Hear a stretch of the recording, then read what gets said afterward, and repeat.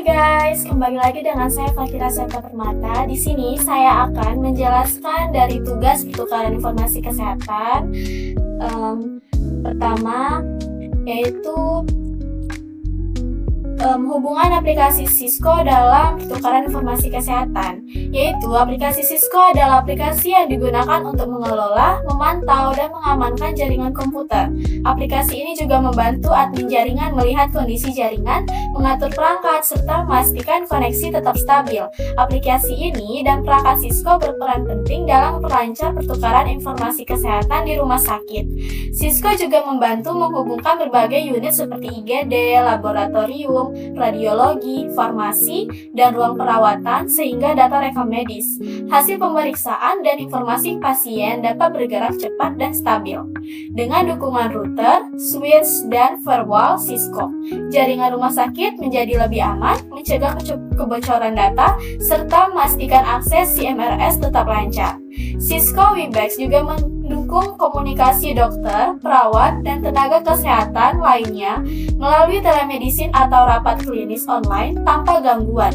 Secara keseluruhan, Cisco membuat proses pelayanan kesehatan lebih cepat, akurat, dan efisiensi sehingga meningkatkan mutu pelayanan kepada pasien.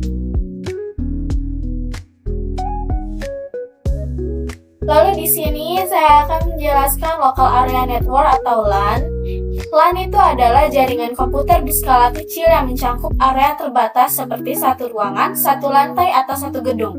Contohnya ialah di gedung utama rumah sakit, bagian pendaftaran, kasir, dan ruang rekam medis terhubung dalam satu jaringan LAN. Semua komputer memakai switch yang sama sehingga staf dapat mengakses CMRS, mencetak kartu berobat, dan melihat data pasien secara cepat tanpa hambatan.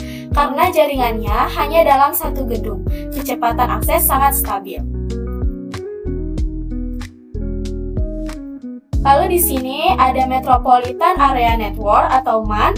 MAN adalah jaringan yang menghubungkan beberapa gedung dalam satu kota atau area yang lebih luas daripada LAN, biasanya menggunakan fiber optik. Contohnya ialah rumah sakit memiliki dua gedung. Pertama itu gedung A untuk rawat jalan dan gedung B untuk laboratorium dan radiologi, berjarak sekitar 300 meter. Keduanya dihubungkan dengan jaringan fiber optik berbasis MAN.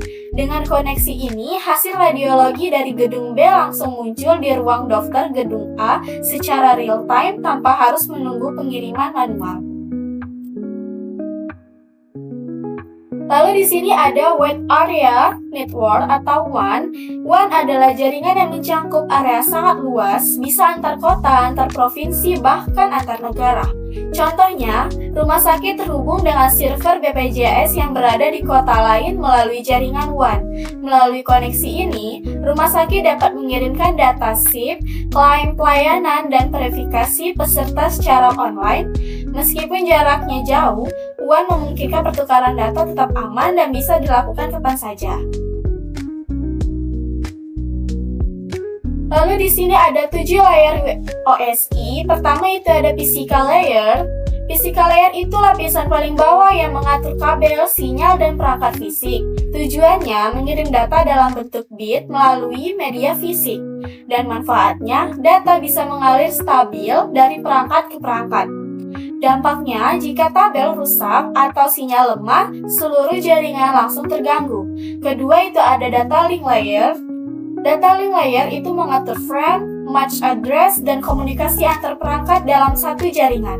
Tujuannya memastikan data dari satu perangkat diterima perangkat lain tanpa benturan. Manfaatnya yaitu jaringan lokal jadi lebih rapi dan terkendali. Dampak data link layer ini jika salah konfigurasi, perangkat tidak akan bisa terhubung walau kabel bagus. Lalu yang ketiga itu ada network layer.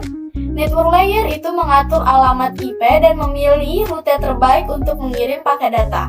Tujuannya itu mengantarkan data ke tujuan melalui jaringan yang berbeda. Manfaatnya, komunikasi antar gedung, antar jaringan, atau internet jadi lancar. Dampaknya itu jika routing atau IP salah, data tidak sampai atau hilang di jalan. Keempat, itu ada transport layer. Itu mengatur keandalan, kecepatan, dan pemecahan data atau TCP atau UDP. Tujuannya itu memastikan data terkirim lengkap atau cepat sesuai kebutuhan. Manfaatnya, ada aplikasi seperti CMRS, WhatsApp, Webex berjalan tanpa putus. Dampaknya itu jika bermasalah, aplikasi jadi lambat, sering disconnect atau error. Dan kelima itu ada session layer. Session layer itu mengelola sesi komunikasi antar aplikasi.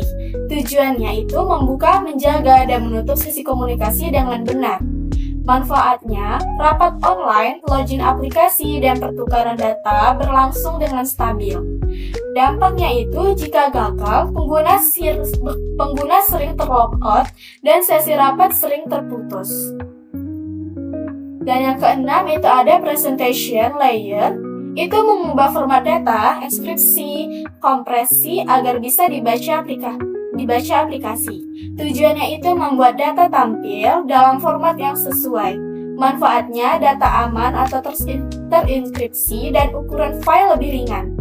Dampaknya itu jika bermasalah data tampil rusak, tidak terbaca atau gagal didekripsi. Ketujuh yaitu ada application layer. Application layer itu lapisan yang berhubungan langsung dengan aplikasi pengguna. Tujuannya itu menyediakan layanan jaringan untuk aplikasi seperti email, web, dan CMRS. Manfaatnya itu pengguna bisa mengakses layanan sehari-hari dengan mudah. Dampaknya, jika layer ini error, aplikasi tidak dapat digunakan walau jaringan bagus.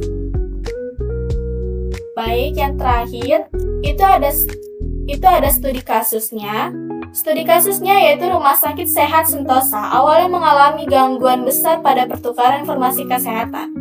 CMRS lambat, hasil laboratorium terlambat muncul, telemedicine sering terputus, dan data rekam medis tidak sinkron.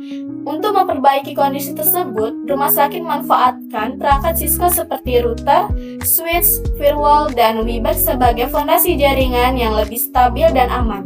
Struktur jaringan dibangun kembali menggunakan LAN untuk koneksi antar unit dalam gedung, MAN untuk menghubungkan dua gedung rumah sakit, serta WAN untuk pertukaran data dengan BPJS dan Dinas Kesehatan.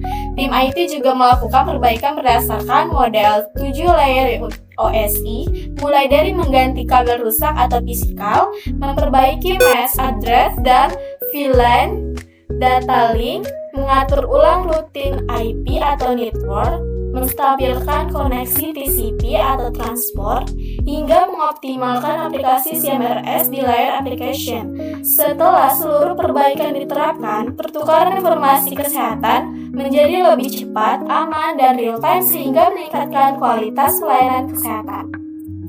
Baik, itulah penjelasan dari saya. Sekian, terima kasih. Wassalamualaikum warahmatullahi wabarakatuh.